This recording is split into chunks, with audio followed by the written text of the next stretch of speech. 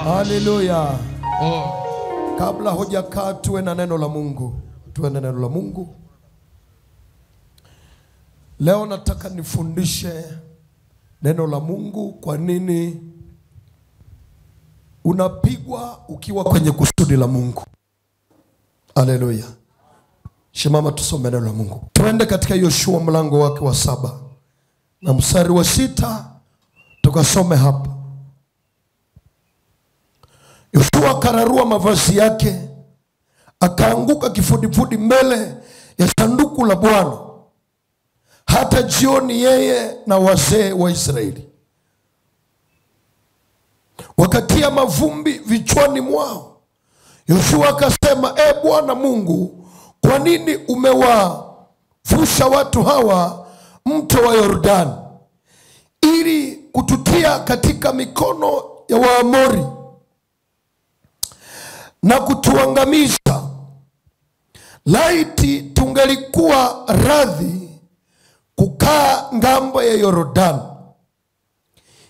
Bwana, niseme nini baada ya Israeli kuwapa visogo adui zao?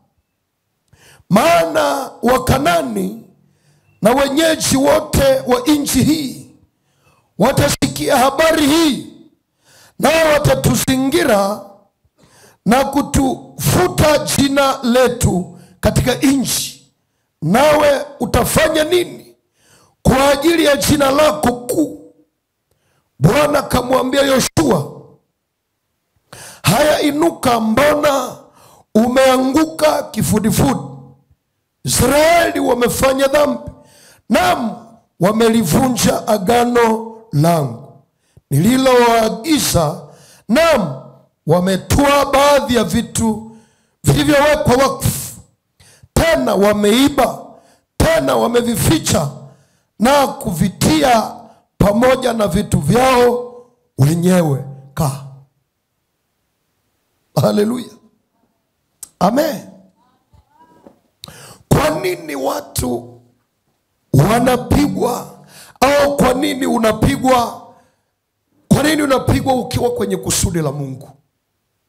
Ukiwa kwenye maisha ya wokovu. Umewahi kujiuliza? Umewahi kujiuliza, unasema, kwa nini Mungu nimeokoka kabisa kwa damu ya Yesu Kristo, nimeokoka, nimemwamini Yesu kama Bwana na Mwokozi wa maisha yangu, na kuanzia hapo nimeanza safari ya wokovu. Safari ya wokovu. Mimi ni mwana wa Mungu. Ahadi zote za Mungu ni sehemu yangu. Ahadi zote za Mungu ni sehemu yangu, kwa maana nimeokoka. Lakini kwa nini napigwa na adui zangu? Kwa nini napigwa na adui zangu? Kwa nini naenda kwenye vita, lakini vile vita, badala ya mimi kupata ushindi, lakini mimi napigwa? Adui yangu ndiye anapata ushindi juu yangu. Unashangaa? Na haya ni maswali mengi na wa Mungu au wa Kristo huwa wanajiuliza. Kwa nini napigwa wakati mimi niko katika maisha ya wokovu?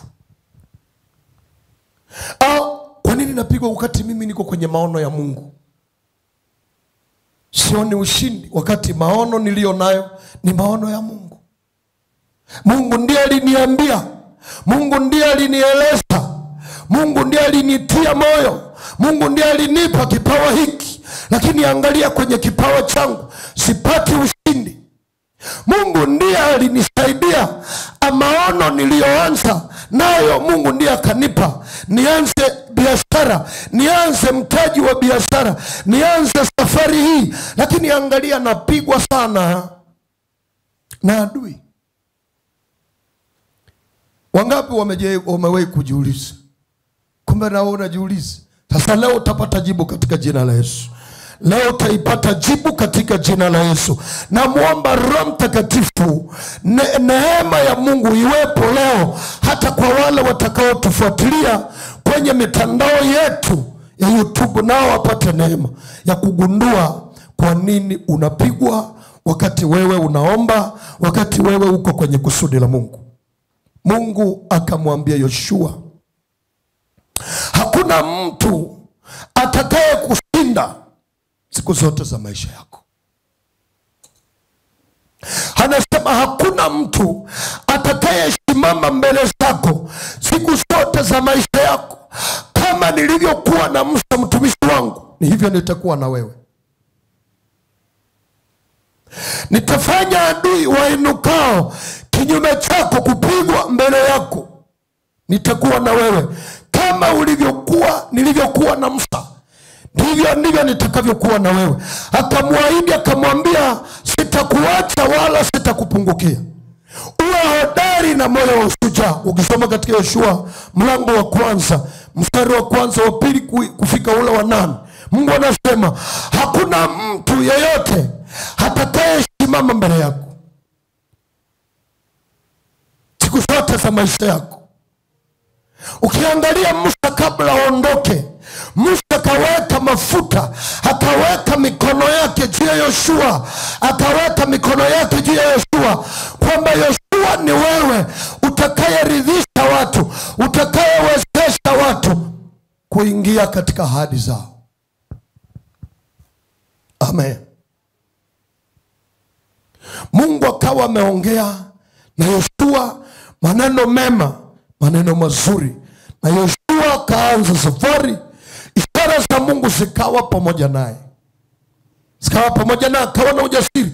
Unajua, Mungu anapoongea, aliyeumba mbingu na nchi, unakuwa una uhakika wa ushindi, una uhakika wa kuweza, kwa sababu Mungu amekuambia. Aliye juu ya miungu yote ameamua kutembea na wewe, unakuwa una ushindi. Aliye juu ya miungu yote ameongea, nitakuwa na wewe, una ushindi wa hakika. Haleluya. Lakini katika mstari huu, katika sura yake ya 6, Yoshua anaanguka kifudifudi. Anamwambia Mungu, kwa nini tunapigwa? Kwa nini tunaangushwa? Kwa nini tunauawa hivi leo? Kaanguka kifudifudi, yeye na wazee wa Israeli, yani viongozi. Mungu alimpa Yoshua huduma. Yoshua ni nani? Yoshua ni yule aliyepewa kazi ya kupeleka watu katika ahadi ya Mungu. Ni yeye aliyepewa kijiti, ni yeye aliyepewa lile jukumu la kupeleka watu katika kusudi la Mungu, kuridhisha watu neno. Mungu aliyomwambia Abrahamu, Mungu aliyomwambia Musa, Mungu aliyomwambia Israeli hata Yakobo kwamba nchi ya Israeli itakuwa nchi ya wajukuu wako Abrahamu. Yoshua ni yule aliyesimama wakati Musa amepewa wito wa kupeleka watu Kanaani. Musa akafika mahali ikamshinda. Mungu akamwambia, weka mikono yako juu ya Yoshua, kwa maana wewe hutavuka mto huu. Hutavuka mto huu. Kwa nini hutavuka? Kwa sababu hukuniheshimu na kuliheshimu neno langu. Ila wewe weka mkono wako juu ya Yoshua ili abebe. Kwa hiyo Yoshua ni yule amepewa maono ya Mungu.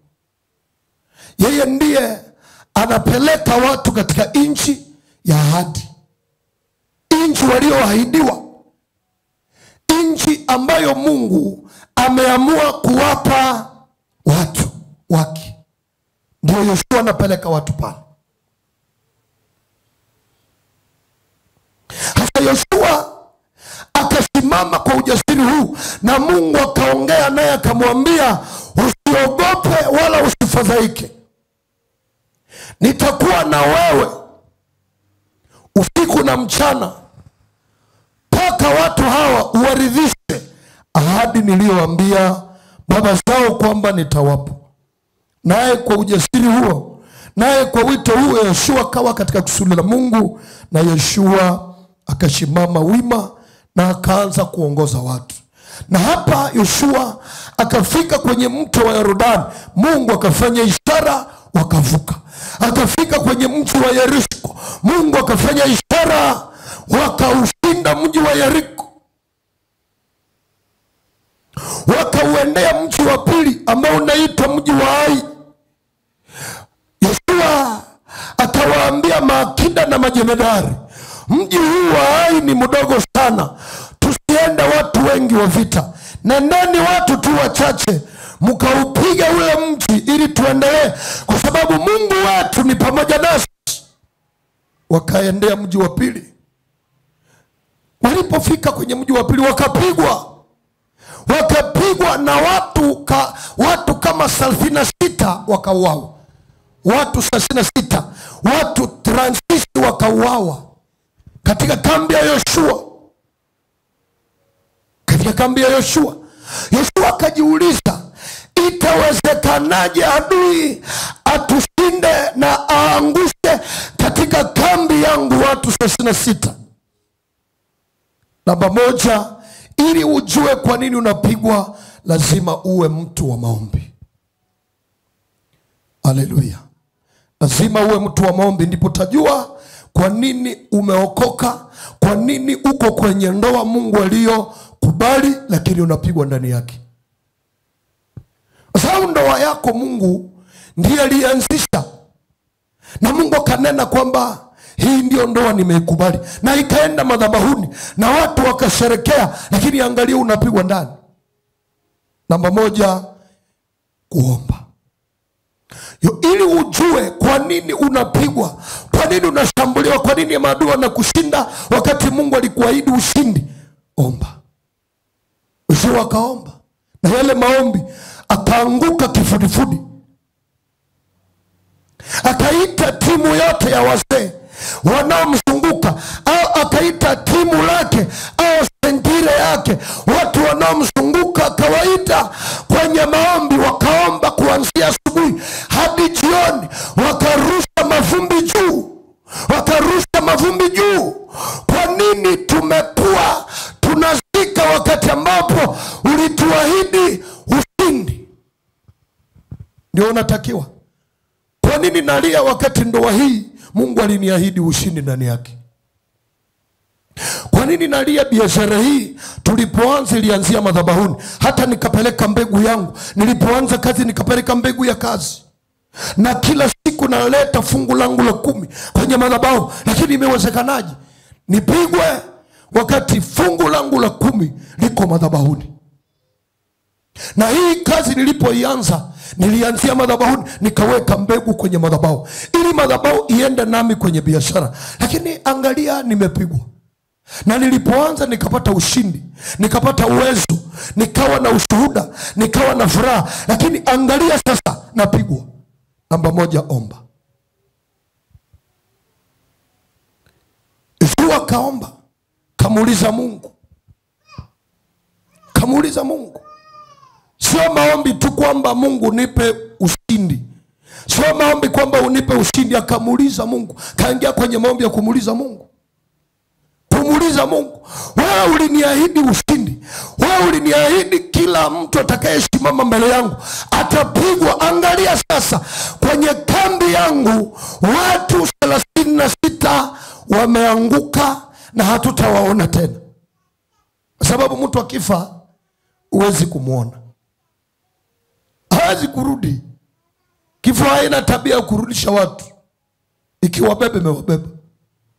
Kwa hiyo ni kusema hawa wanaume 36 wamepotea, na wake zao wamekuwa wajane, na watoto wao wamekuwa mayatima, wakati wako kwenye kambi ya Yoshua aliyepewa neno la Mungu. Yoshua akamuuliza Mungu, kwa nini tunapigwa? Mungu akamwambia, kwa nini unalia? Yoshua anaangalia, mimi ndiye nimeitwa, mbona sijafanya dhambi? Mbona mimi sijaiba? Sijaiba Mungu, nimeenda kama ulivyosema. Hata wazee wote hapa hawajaiba. Imetukiaje Mungu? Mungu akamwambia Yoshua, kwa eneo lile na kwa wakati huu hauwezi kupata ushindi. Usishangae Mungu anakuambia unapokuwa kwenye maombi, anakuambia umeiba. anakuambia umefanya makosa. Wanajiuliza, nimefanya makosa, mbona mimi? Unaomba utakaso, unaomba utakaso, lakini unaona bado unapigwa. Tumeibaje Mungu? Mungu akamwambia, wewe fanya hivi, leta watu kwenye utakaso. Haleluya. Leta kusanyiko lote la Israeli, watu hawa ulio nao walete kwenye ibada ya utakaso, walete kwenye ibada ya maungamo, ili mpate ushindi, ili mpate uwezo tena, ili neno langu liwe kweli kwenu. Njoni kwenye ibada ya utakaso. Kasema, sogesha makabila zote, kabila zote 12 zije hapa. Sogesha kabila kwa kabila. Kabila litakalo chukuliwa, sogesha familia kwa familia. Familia itakayochukuliwa, sogesha nyumba kwa mtu kwa mtu. Ndio utaona kubwa sana. Ni kama ile ilikuwa kubwa, nikaona kwamba itamuumiza. Ilikuwa kama na kilo 2.5, yani kubwa hiyo. Kaipiga kwenye kichwa chake, anamwambia tunaomba. Nikamwambia hapana, vita haviendi hivi. Sasa sinampiga neno, utamuumiza kwa Biblia. Hivi haviende hivi. Angalia watu wanapigwa Biblia wa nyumbani mwake. Pepo zinatua kwenye nyumba wakati Biblia 2-3 ziko kwenye nyumba. Unaona pepo zinaleta, zinatua, zinashuka kwenye nyumba yako wakati Biblia iko ndani. Hata umeiweka kwenye chumba chako, unashangaa mapepo zinapiga hodi na zinaingia. Unaisegemea, unashangaa unaoteshwa, unalishwa vyakula, unachukuliwa na majini mahaba wakati umefanya nini? Umeisegemea Biblia. Unashangaa majini mahaba zimetokea wakati nimesegemea Biblia. Unasema neno halina nguvu. Lina nguvu kwa sababu wewe hukuenda kama ilivyotakiwa. Kwa hiyo watu wanapigwa kwa sababu wamebeba akana. Huduma zinadumaa, vipawa vinadumaa, ndoa zinadumaa, biashara zinadumaa, kwa sababu umebeba akana kwenye biashara yako. Umebeba kwenye maono yako, kwenye zawadi yako, kwenye kipawa chako. Umebeba nani? Yoshua umebeba nani? Hatukatai Yoshua umeitwa, lakini angalia umebeba akana ambaye hana nia ya kutubu. Ndiye amesababisha ulie mshindwe mkwame kwenye mikwamo. Namba 2, unaweza kuwa kuna chanzo chingine. Unaweza kuwa umebeba, unaweza kushindwa. Ingawa Mungu amekuita, ingawa Mungu amekuchagua, ingawa wewe ni miongoni mwa wana wa Mungu, unaweza kupigwa kwa sababu ya kile baba yako alichokifanya. Haleluya. Angalia kitabu cha Mwanzo. Angalia kitabu cha Mwanzo. Angalia Mwanzo. Tumalizie katika Mwanzo hapa. Angalia Mwanzo mlango wake wa 66. 65. Ukaangalia pia katika Kumbukumbu la Torati. Utaona kitu cha ajabu hapa. Kumbukumbu la Torati.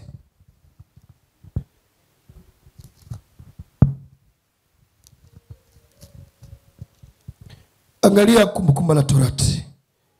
Ukaona kitu moja hapa. Nataka tujifunze hapa. Kwa nini unapigwa? Kwa nini napigwa? Ukiangalia hapa katika Kumbukumbu la Torati, utaona kitu cha ajabu ambacho kiko hapa.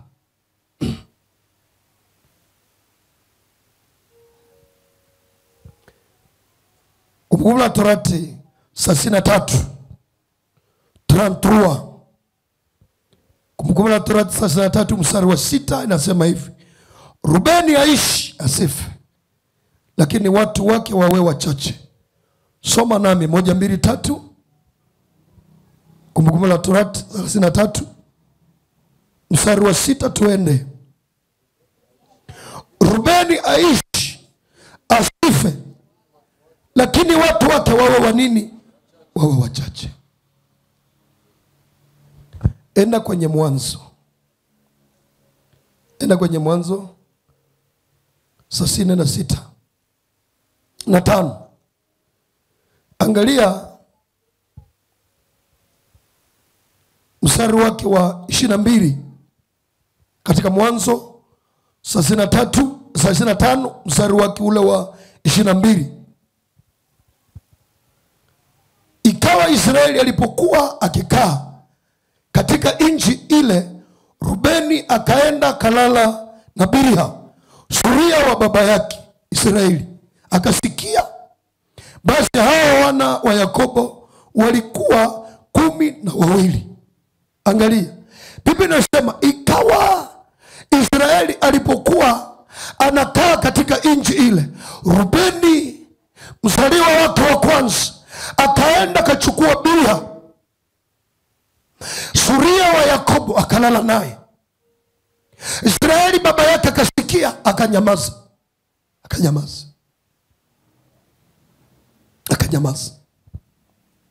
Suria ni kusema nini? Wakati Yakobo alipokuwa katika nyumba ya Labani,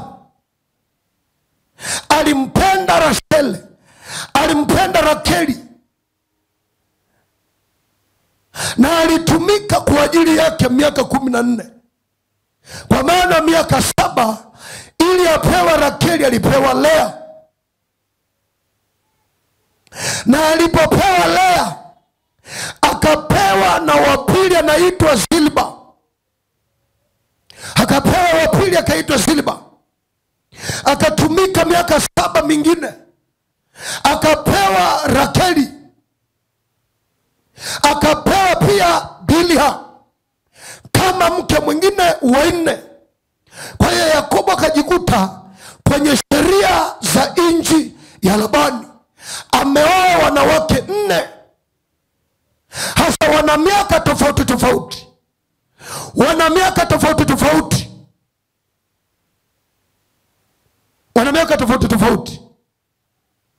Bilha bado ana miaka michache sana, ana miaka midogo sana.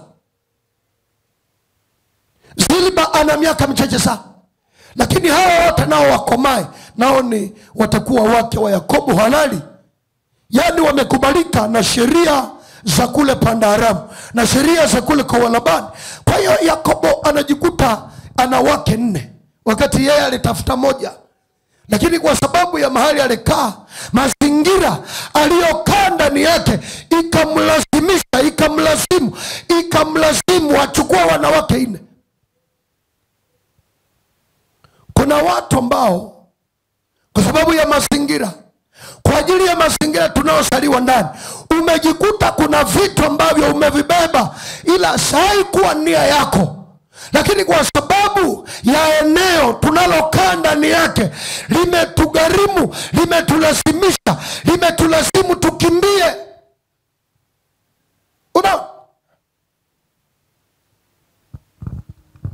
Mazingira. Sasa hapa walipoendelea, Rakeli alikuwa amefariki, na mlezi ya watoto wake naye alikuwa amefariki. Na Rakeli amefariki alipokuwa akimzaa Benjamin.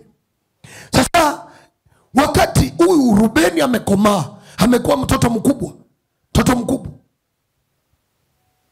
akaona mbona huyu baba hana nguvu tena, lakini bado huyu mtoto mdogo. Akaona Bilha bado ni kijana, lakini baba amezeeka, kwa sababu najua nguvu hii ya poligami hii ina uwezo mkubwa. Akatamani, akasema mbona baba hana nguvu, wanawake 4, acha nichukue huyu moyo. Ndio akalala na Bilha. Baba yake akasikia. Baba yake aliposikia akanyamaza, hakutaka kumsambisha mtoto, kwa sababu Rubeni anaweza kapiga vita na kumuua baba. Kwa hiyo Yakobo akanyamaza, akalitia ndani ya moyo wake, akanyamaza na hakumuingilia tena Bilha. Wala Rubeni hakufanya bidii ya kuwa mke wake. Alizania baba hajasikia, alizania baba hajui chochote. Kwa hiyo akanyamaza, wakanyamaza, hakuna. Maisha ikaendelea, wakafika kipindi kile wakaenda Misri. Wakafika Misri kwa mkono wa Yusufu. Miaka ikaenda nenda rudi, ikafika siku ya kufa kwa Yakobo. Yakobo akawaita watoto wake, akawaambia njoni wabariki. Akaanzia wa kwanza ni Rubeni. Akamwambia Rubeni, wewe ni mzaliwa wangu wa kwanza, nguvu za ujana wangu. Wewe sasa angalia, umeruka kama maji ya uharibifu, maji ya mafuriko, maji ya uharibifu. Wewe leo ndio utajua ulichokifanya. Wewe sio mkubwa, wewe hautapata baraka yoyote leo. Kwa sababu ya nini? Ulikipanda kitanda changu. Na kwa ajili ya hii, wewe hata kama umezaliwa na mbarikiwa, wewe huna baraka. Hata umezaliwa wewe ni wa kwanza miongoni mwa watoto 12, lakini wewe hauko tena. Ile nafasi yako imechukuliwa na watu wengine. Wewe sio mkubwa kwa sababu wewe ulipanda kitanda changu. Akabariki wengine, akabariki Yuda, akampa ufalme, wengine akawapa sheria, wengine akawapa vitu. Maisha kaendelea. Yakobo akafa, akaenda melaani. Sasa tangu siku hiyo, waliozaliwa katika kabila la Rubeni wanajiuliza, kwa nini tunakufa kila siku? Yaani wanaokufa mbio ni kabila la Rubeni, wanaokufa mapema kabila la Rubeni. Wanasema tuko chini ya mkono wa Mungu wa Israeli, lakini kwa nini tunakufa? Tuko kwenye ahadi ya Mungu, kwa nini tunakufa? Hawana jibu. Kwa sababu Musa alikuja kutokea kwenye kizazi cha 4. Musa anakuja kuwaongoza. Musa anaona wanaokufa ni kabila la Rubeni. Anaona ijapokuwa ndio mzaliwa wa kwanza, amepata historia Musa kwamba kabila la Rubeni ndio mzaliwa wa kwanza. Kwa sababu Musa alikuwa pia ni mjukuu wa Rubeni, kisha Lawi na wengine. Walifuatana Rubeni mpaka hemani. Na tazama vile vitu vilikuwa vimefichwa hemani mwao, na ile fedha chini yake. Wakavitoa kutoka hapo katika ya hema, wakavileta kwa Yoshua kwa wana wa Israeli wote, nao wakaviweka chini mbele za Bwana. Kisha Yoshua na Israeli wote pamoja naye wakamtoa Akani mwana wa Zera na zile fedha na lile joho na ile kabari na dhahabu na wanawe na binti zake na ngombe zake na punda zake na kondoo. Na Lawi walifuatana. Lakini Musa yeye hakujua Yakobo, Musa hakujua Yusufu, Musa hakujua hata Rubeni. Musa alikuwa wa kizazi cha 4. Baada ya miaka 400 ndipo Musa akatokea. Musa alipokuwa katika maombi, sema maombi. Katika maombi ndipo tajua yaliyotendeka kabla wewe hujazaliwa. Sasa unaweza kupigwa umeokoka. Angalia Rubeni, wametoka Misri, wameenda na Musa, lakini kwenye jangwa wao ndio wanakufa sana. Wao ndio wanakufa kabisa. Musa anaangalia waliokufa kabila la Rubeni. Nani amekufa? Kabila la Rubeni. Nani anakufa? Kabila. Hii mauti inatokana na nini? Kumbe baba yao aliruka kama maji ya uharibifu, ndiye akalala na Biria, na ikawekwa laana, ikawekwa sheria ya mateso juu yake. Leo hii itaondolewa katika jina la Yesu. Kila sheria ya mateso iliyowekwa juu yako kupitia vyanzo vyako vya kusaliwa, tutaiondoa kwa jina la Yesu. Maana tumeangaziwa kwa neno la Bwana katika jina la Yesu. Musa alipokaribia kuondoka, walipokaribia kufa, ndio akabariki wana wa Israeli. Mungu amemwambia mpe Yoshua kijiti, lakini Musa akaanza kuwabariki. Akabariki, akaanza na Rubeni. Akasema, Rubeni usife, lakini watu wako wawe wachache. Rubeni uishi, lakini watu wako wawe wachache. Lakini akaondoa mauti, lakini akasema watu wako wawe nini? Wachache. Yani msiongezeke sana, ila nimeondoa mauti. Rubeni usife, lakini watu wako wawe wachache. Unaangalia vitu vya ajabu hapo. Watu wako wawe wachache. Itakuwaje? Ameondoa roho ya mauti, lakini watu wako wawe wachache. Yani kwa neema na upako Musa aliyokuwa nao, ndipo akaombea Rubeni. Lakini angalia, tangu baba mkubwa babu Rubeni alipokufa, miaka zaidi ya 440, watu wanakufa, wameteseka zaidi ya miaka 440.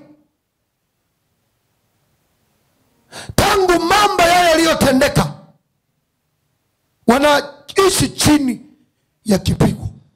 Watu angalia, wameokolewa na Musa, wanaenda Kanaani kwenye ahadi, lakini kwenye ahadi watakuwa wachache, lakini wameondolewa kufa.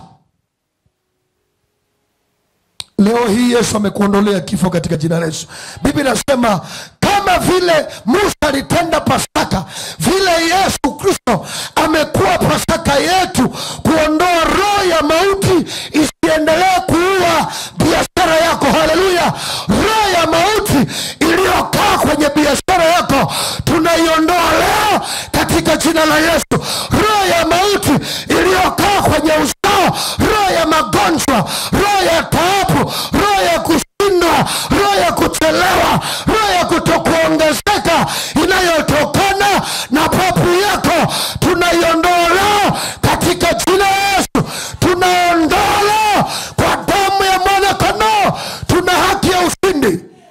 Kuna watu wengine ni kwa sababu ya roho zile zilizoachiliwa, kwa maana babu yako hakumjua Mungu, babu yako hakuokoka, babu yako alikataa wokovu, akaingiza uchawi, akaingiza mambo, na kwa sababu ya vitu hivi wewe unapata shida wakati umeokoka. Unajiuliza, nimemwamini Yesu kama Bwana na Mwokozi, mimi ni mwimbaji kwenye kwaya, mimi ninaombea watu, mimi ninafanya vitu, lakini angalia baba yako alichokiacha. Kama hakijaharibiwa, mnapata tabu. Hata umekuwa pamkini ya upako ya Musa, lakini angalia wanakufa. Paka Musa alipofunuliwa kwamba Rubeni asife, aishi. Musa alipofunuliwa, ndipo kifo kikaondoka. Angalia kaka, angalia binti yangu, vile unapata kushindwa, unashindwa, unashambuliwa, unapigwa, unayumbishwa, unalia, unajiuliza, mbona Yesu amenichukua laana zangu, amechukua tabu zangu pale msalabani? Yote imeisha pale msalabani, na kuambia haijaisha. Mtajua kweli, na kweli itawaweka huru. Mtajua kweli nini liisha msalabani, kwa sababu watu wanajidanganya kwamba yote liisha msalabani, yote liisha msalabani. Wanafikiri hata walevi liisha msalabani, ili kila muaminie asipotee. Kwamba yote liisha msalabani ya nani? Kama iliisha msalabani, manaki babu yako, manaki watu wale wanaotembea kwenye uovu, imeisha. Inaisha kwa yule atakaye muamini, hatapotea, atakuwa na uzima wa milele, atajua kweli. Anasema Yesu akawaambia wanafunzi wake, mkikaa, waliomwamini Wayahudi, mkikaa katika neno langu, ninyi ni wanafunzi wangu, mtajua kweli na kweli itawaweka huru. Unapookoka lazima ukubali kuketi chini ili ufundishwe mpaka ile mafundisho ya neno la Bwana itafikia kiwango cha kukusaidia ujue mahali ulipotoka. Kuwa ni mbegu, ndio naivuna kupitia watoto, au naivuna kupitia biashara. Bonde la Akori, bonde la Akori. Yoshua akasema, leo utaingia kwenye bonde la Akori kwa sababu umetufadhaisha. Kila kinachokufadhaisha tutakibomoa katika jina la Yesu. Kama unanielewa, kinachokufadhaisha katika dunia hii tutakifadhaisha leo. Kilicholeta ushindwe tutakibomoa leo katika jina la Yesu. Yuko wapi mwana wa Mungu? Shangilia Bwana katika jina la Yesu. Kinachokufadhaisha tutakiharibu leo kwa jina la Yesu, ili tupate ushindi. Tutaharibu Akana, tutaharibu vitu vyake, tutaharibu mambo yake. Akana yeyote, roho ya Akana tutaipomoa leo.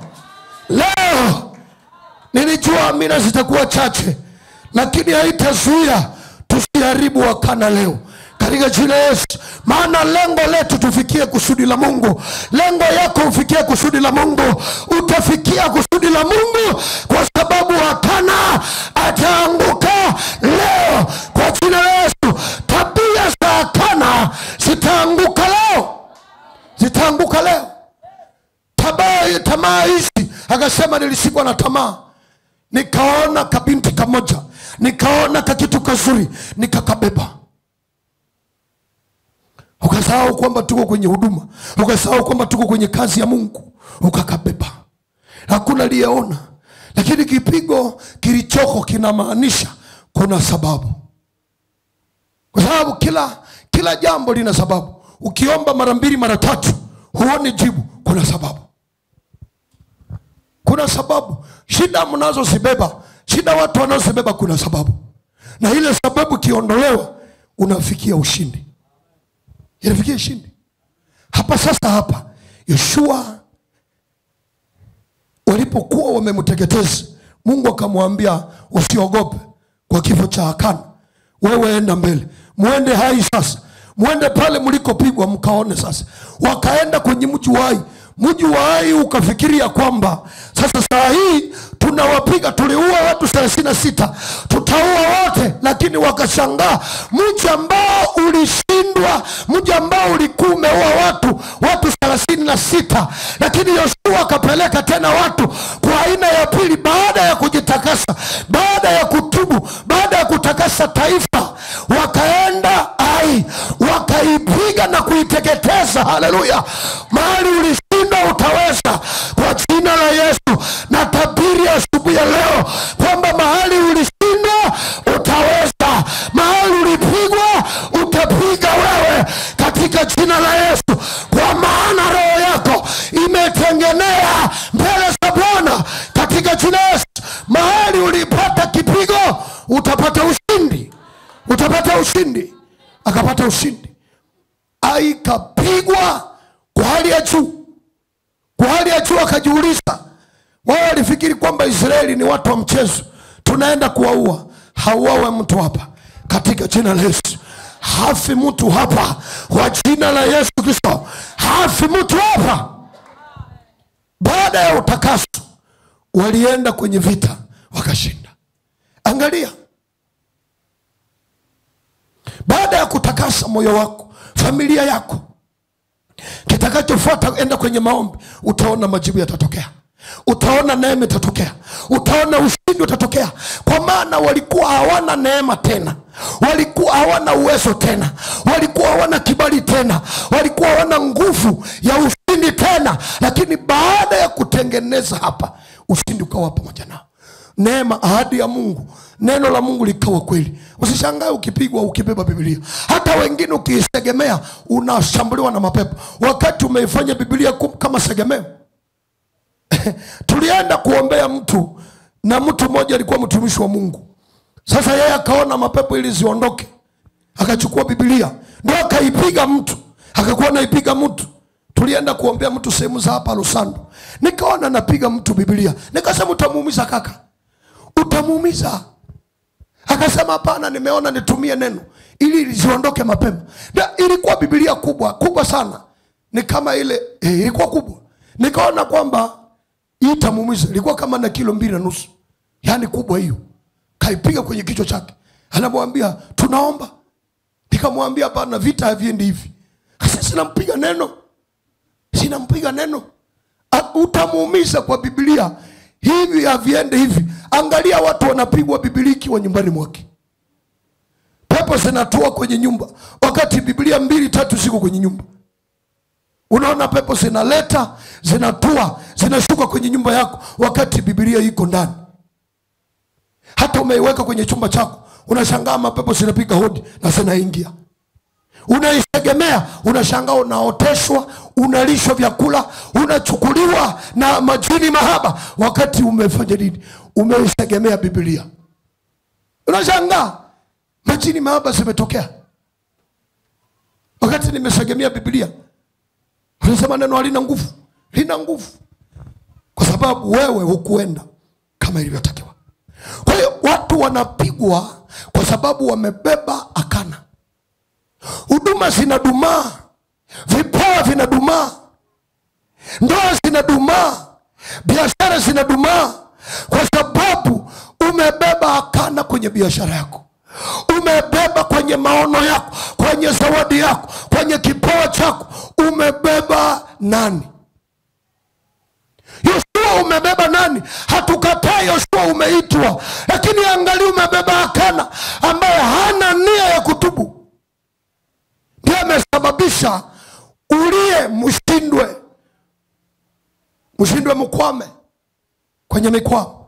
Namba 2, unaweza kuwa kuna chanzo chingine. Unaweza kuwa umebeba, unaweza kushindwa ingawa Mungu amekuita, ingawa Mungu amekuchagua, ingawa wewe ni miongoni mwa wana wa Mungu. Unaweza kupigwa kwa sababu ya kile baba yako alichokifanya. Haleluya. Angalia kitabu cha Mwanzo. Angalia Mwanzo. Tumalizie katika Mwanzo hapa. Angalia Mwanzo mlango wake wa 65. Ukaangalia pia katika Kumbukumbu la Torati. Utaona kitu cha ajabu hapa. Kumbukumbu la Torati.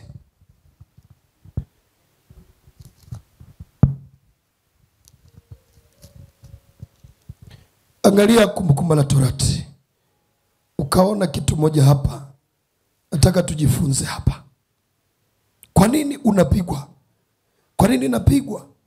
Ukiangalia hapa katika Kumbukumbu la Torati, utaona kitu cha ajabu ambacho kiko hapa.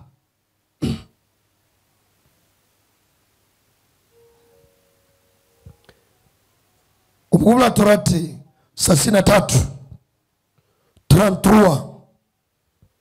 Kumbukumbu la Torati 33 mstari wa 6 inasema hivi: Rubeni aishi asife, lakini watu wake wawe wachache. Soma nami 1, 2, 3. Kumbukumbu la Torati 33 mstari wa 6, tuende. Rubeni aishi asife, lakini watu wake wawe wanini? Wawe wachache. Enda kwenye Mwanzo 66:5. Angalia mstari wake wa 22 katika Mwanzo 65 mstari wake ule wa 22. Ikawa Israeli alipokuwa akikaa katika nchi ile, Rubeni akaenda kalala na Bilha, suria wa baba yake Israeli, akasikia. Basi hao wana wa Yakobo walikuwa 12. Angalia, Biblia inasema ikawa Israeli alipokuwa anakaa katika nchi ile, Rubeni mzaliwa wake wa kwanza akaenda kachukua Bilha, suria wa Yakobo, akalala naye. Israeli baba yake akasikia, akanyamaza.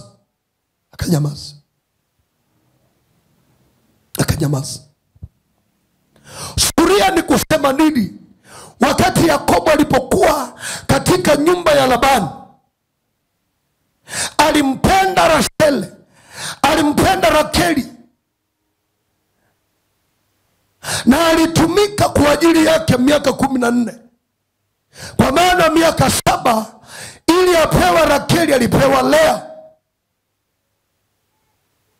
Na alipopewa Lea akapewa na wapili anaitwa Zilpa. Akapewa wapili akaitwa Zilpa. Akatumika miaka 7 mingine. Akapewa Rakeli. Akapewa pia Bilha kama mke mwingine wa 4. Kwa hiyo Yakobo akajikuta kwenye sheria za nchi ya Labani ameoa wanawake 4. Hasa wana miaka tofauti tofauti. Wana miaka tofauti tofauti. Wana miaka tofauti tofauti. Bilha bado ana miaka michache sana. Ana miaka midogo sana. Zilpa ana miaka michache sana. Lakini hawa wote nao wakomae, nao ni watakuwa wake wa Yakobo halali. Yaani wamekubalika na sheria za kule Pandaramu na sheria za kule kwa Labani. Kwa hiyo Yakobo anajikuta ana wake 4 wakati yeye alitafuta moja. Lakini kwa sababu ya mahali alikaa, mazingira aliyokaa ndani yake ikamlazimu achukua wanawake 4. Kuna watu ambao kwa sababu ya mazingira, kwa ajili ya mazingira tunaosaliwa ndani, umejikuta kuna vitu ambavyo umevibeba ila haikuwa nia yako. Lakini kwa sababu ya eneo tunalokaa ndani yake limetugharimu, limetulazimu tukimbie.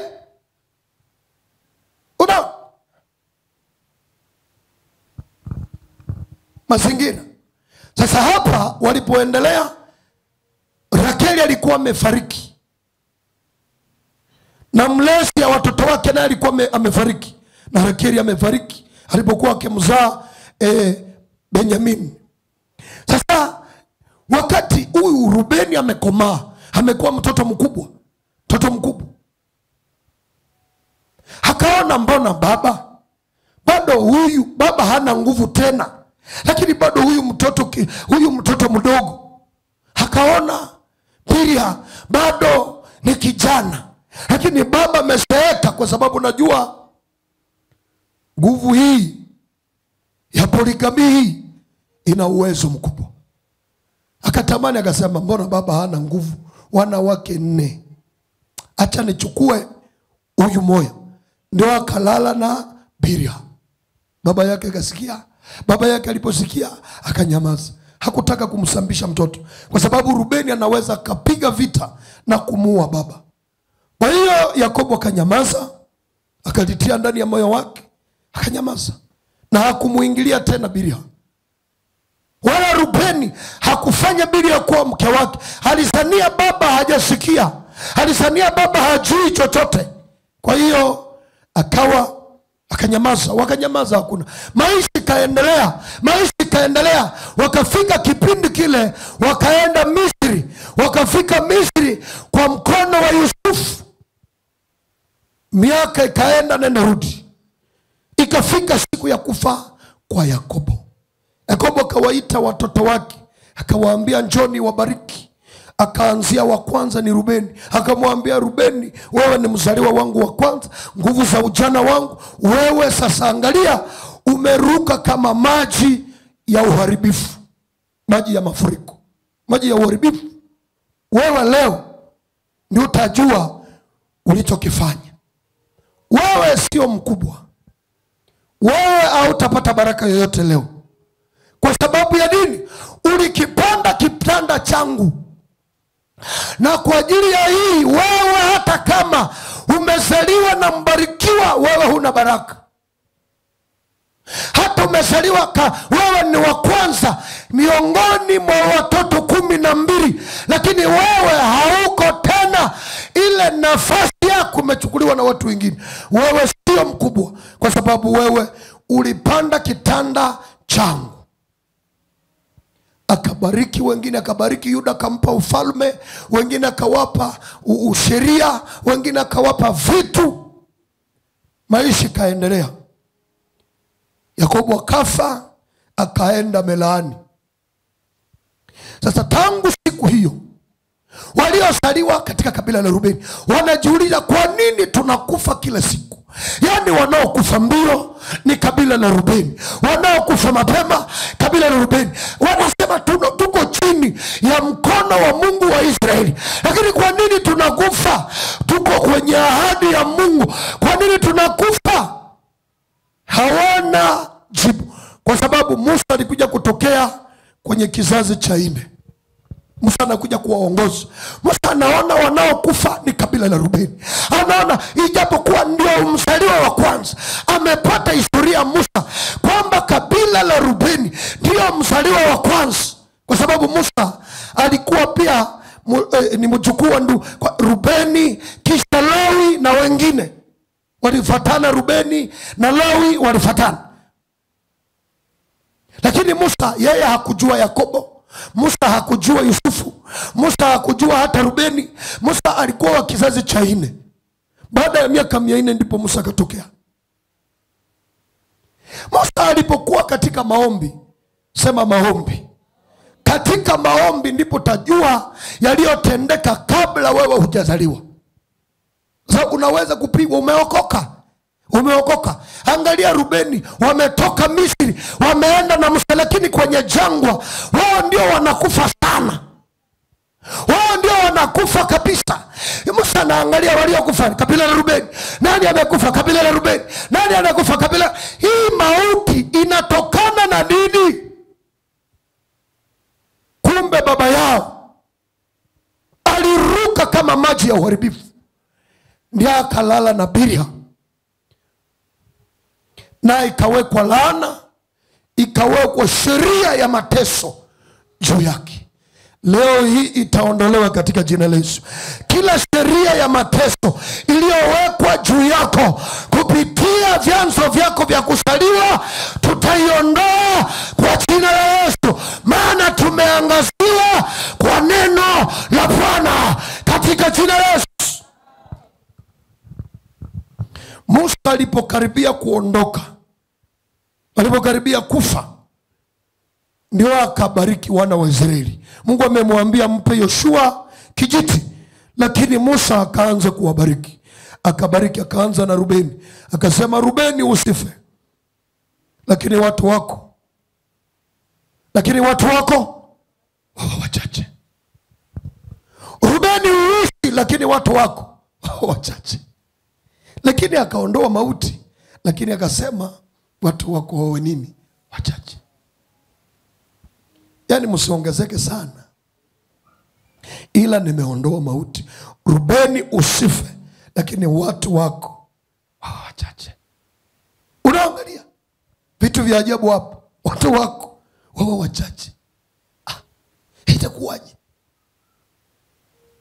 Ameondoa roho ya mauti, lakini watu wako wawe wachache. Yani kwa neema na upako Musa aliyokuwa nao, ndipo akaombea Rubeni. Lakini angalia, tangu baba mkubwa babu Rubeni alipokufa, miaka zaidi ya 440, watu wanakufa, wameteseka zaidi ya miaka 440. Tangu mambo yale yaliyotendeka, wanaishi chini ya kipigo. Watu angalia, wameokolewa na Musa, wanaenda Kanani kwenye ahadi, lakini kwenye ahadi watakuwa wachache, lakini wameondolewa kufa. Leo hii Yesu amekuondolea kifo katika jina la Yesu. Biblia inasema kama vile Musa alitenda Pasaka, vile Yesu Kristo amekuwa Pasaka yetu, kuondoa roho ya mauti isiendelee kuua biashara yako. Haleluya! Roho ya mauti iliyokaa kwenye biashara yako tunaiondoa leo katika jina la Yesu. Roho ya mauti iliyokaa kwenye uzao, roho ya magonjwa, roho ya taabu, roho ya kushindwa, roho ya kuchelewa, roho ya kutokuongezeka inayotokana na papu yako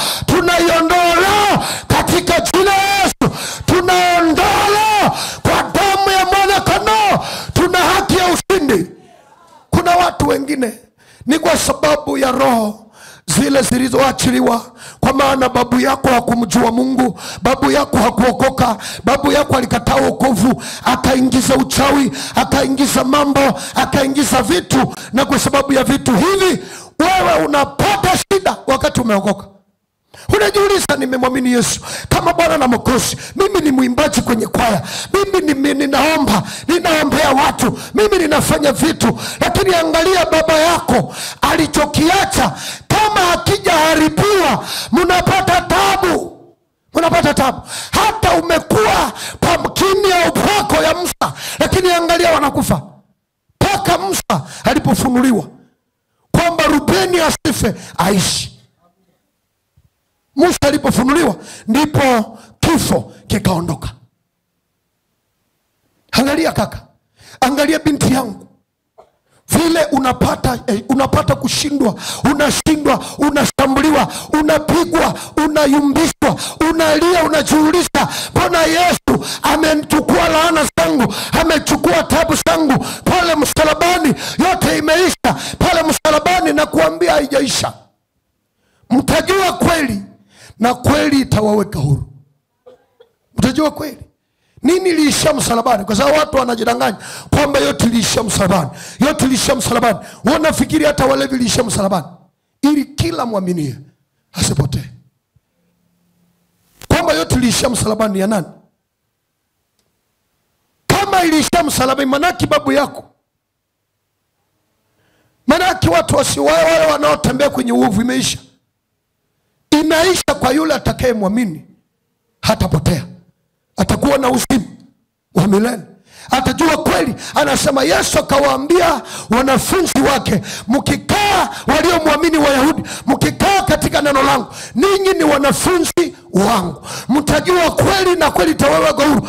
Unapookoka lazima ukubali kuketi chini ili ufundishwe mpaka ile mafundisho ya neno la Bwana itafikia kiwango cha kukusaidia ujue mahali ulipotea, ujue mahali familia ilipotea.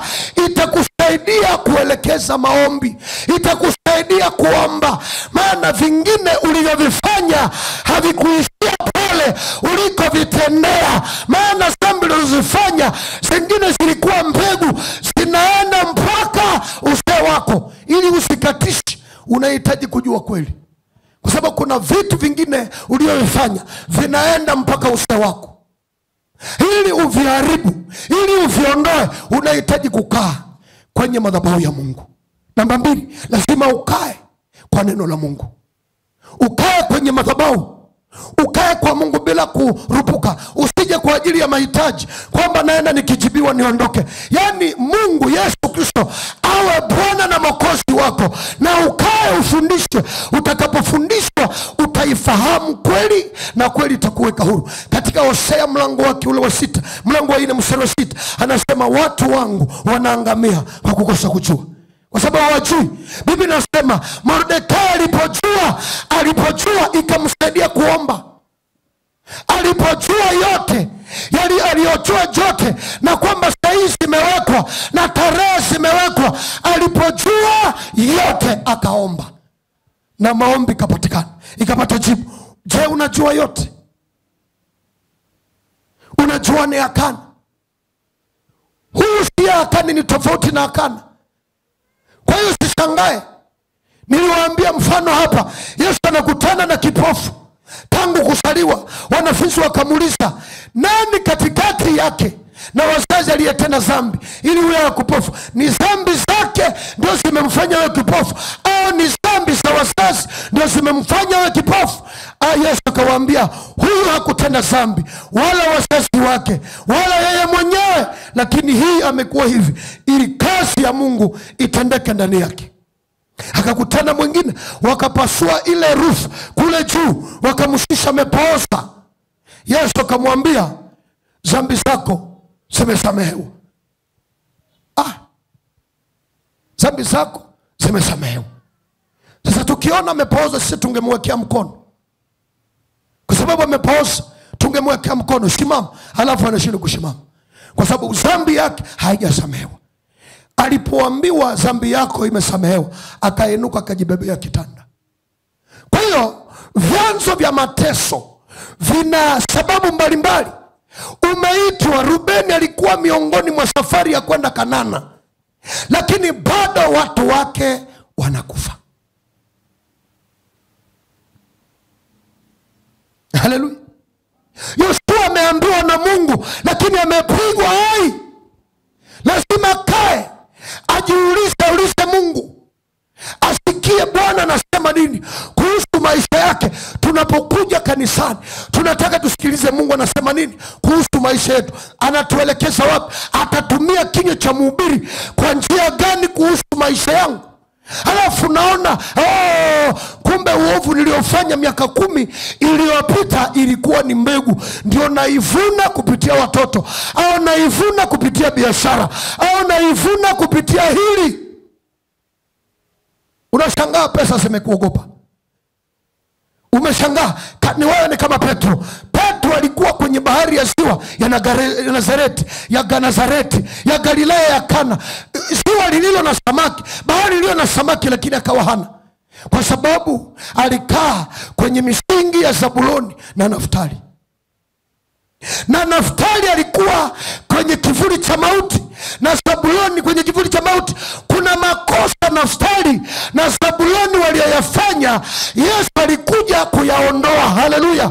Yesu kufika kwake ndio iliondoa uwepo wa mauti katika nyumba, katika Galilaya, na katika enzi ile ndio Yesu akaja kaondoa mauti. Amen. Leo hii Yesu amekuja kuondoa mauti yaliyokuandama katika jina la Yesu. Kila roho ngumu iliyokuandama, unajiuliza kwa nini sifanikiwe? Kwa nini sitoboe? Ninaomba, mimi ni mwaminifu hata kwenye ibada, mimi ni mwaminifu hata kwenye utoaji, mimi ni mwaminifu kwenye vipindi vya maombi, mimi niko mstari wa mbele. Lakini angalia, wewe ni mjukuu wa Rubeni. Wewe unaweza ukawa mjukuu wa Rubeni. Wewe unaweza kuwa mwana wa Kana. Unapigwa kwenye ngombe zako, unapigwa kwenye vitu vyako. Alipigwa na ngombe zake na watoto wake wa kike na watoto wake wa kiume. Angalia, watoto wangu wanapigwa, watoto wangu wanapigwa, hata wa kike wanapigwa, hata wa kiume wanapigwa. Wanazuiliwa vitu vyema havitokee kwa watoto, kwa sababu wazazi wao kuna mambo walioyafanya ambao lazima wasogee karibu na Mungu, waongee mioyo yao, waiweke wazi mbele za Bwana, waombe rehema, waombewe zile laana zikatishwe, ile maneno yakatishwe. Kuna maagano zilizofanyika na hizi maagano zikaleta shida. Safari yangu ya kwanza kuingia gerezani ilikuwa sababu ya mtu niliyeenda naye kwenda gerezani. Nilienda gerezani na mtu ambaye ameasi, na mtu ambaye ana shida. Tukasafiri naye, tukafika mahali kwenye boda moja, tukafungwa. Sasa wale mapolisi, ilipokuwa asubuhi, nikawauliza, mbona mimi mtumishi wa Mungu, na mimi sasa bibi ninatembea na Mungu kikamilifu, imewezekanaje mimi nilale katika gereza? Nikauliza mapolisi kwa sababu nilitaka ni walaani. Nilitaka asubuhi ni walaani kwa sababu nimelala kwenye gereza. Ndio nilitaka ni walaani. Na kabla ni walaani lazima nijue kwa nini nimelala hapa. Ndio nikauliza polisi moja, kwa sababu mimi siogopi, kwa nini nimelala hapa wakati mimi sina kosa? Ndio akaniambia, mtumishi wa Mungu, umelala kwenye gereza ni kwa sababu ya huyu uliyetembea naye. Huyu ndiye chanzo chako cha kulala gerezani, na tunakuonya usiwahi tena kusafiri naye, utateseka. Wakasema, sasa tunakufanyia neema, tunatubu mbele zako. Wakanipa chakula, wakanipa na gari ya kunibeba, wakanipa na pesa kidogo ili watubu. Nikatulia, nikaweka laana pembeni. Kwa hiyo nikala ile chakula, wakawa wamenilipia gari, nikaenda nayo. Natokea siku ile wale mapolisi wakawa marafiki, ila moja wao ameshakufa. Alibaki marafiki zangu kabisa. Lakini wakaniambia usitembee na huyu tena, kwa sababu ukiendelea kutembea naye utaumia. Ndio toka siku hiyo ndio nikajitenga naye. Unaona? Kajitenga naye. Kuna mwingine nikaribia kufungwa. Sikufungwa, lakini nikaribia kufungwa kwa sababu mtu alileta vitu vyake kwa jina langu. Kwa jina langu. Anasema ile kitu changu kisipotee, acha nikiandike kwa jina lako ili kifike salama. Kikafika salama, lakini kumbe kilikuwa kitu kibaya. Nikataka kufungwa. Mungu hangenitetea, nitaka kufungwa. Ndio nikaona kwamba hata mtu yeyote usiweke urafiki na mtu ambaye hujui lengo lake, hujui madhabahu yake. Hasa angalia, nilitaka kuteseka. Simama kwa miguu yako. Unapigwa kwa ajili ya nani? Nilitaka kuingia kwenye gereza kwa sababu mtu aliandika vitu vyake kwenye jina langu, vikafika salama, lakini vilikuwa vitu vikashikwa sasa, vikashikwa na jeshi. Alafu baada ya kuchunguza sana ndipo nikaachiliwa. Naye sasa ndiye akafungwa. Nikasafiri na mtu, nikalala gerezani. Uko gerezani umesafiri na nani? Kuna mwingine nikamuuliza, mbona wewe ni msichana mrembo, unapendeza sana, lakini kwa nini huolewi? Kumbe alipokuwa katika miaka michache, alipokuwa kwenye miaka michache, waliapiana na kijana moja, wakachanjana damu, mwingine akanyunya yake, mwingine akanyunya yake. Na tangu siku hiyo hasa ikawa hakuna ndoa kwake. Sasa akaenda kuoa yule, akaenda kuoa mwingine, sasa akaacha huyu. Akambebesha kule mimba na akaacha huyu. Sasa huyu naye amekaa bila kuolewa, na yule ile ndoa waliokwenda kufanya imekufa. Kwa hiyo hakuna ndoa. Wote wameteseka kwa sababu walinyunyana damu ya agano kwamba wao watakuwa mwili moja. Waliyafanya miaka imepita, miaka 10 iliyopita, lakini wanateseka leo. Inua mikono yako juu, sema Bwana Yesu, ninakushukuru katika jina la Yesu. Asubuhi ya leo kila akana yeyote kwenye maisha yangu, asubuhi ya leo ninamuondoa. Tabia iliyoakana kwenye maisha yangu naiondoa leo kwa jina la Yesu. Jinsi naomba nikipiga mikono yangu, ondoa ile tabia kwa jina la Yesu. Omba katika jina la Yesu. Kila akana na mutupa kwenye bonde la Akori kwa jina la Yesu. Najidebarase, najitenga na akana, najitenga na tabia ya akana, najitenga na tabia ya Rubeni, laana ya Rubeni ya babu yangu kwa jina la Yesu.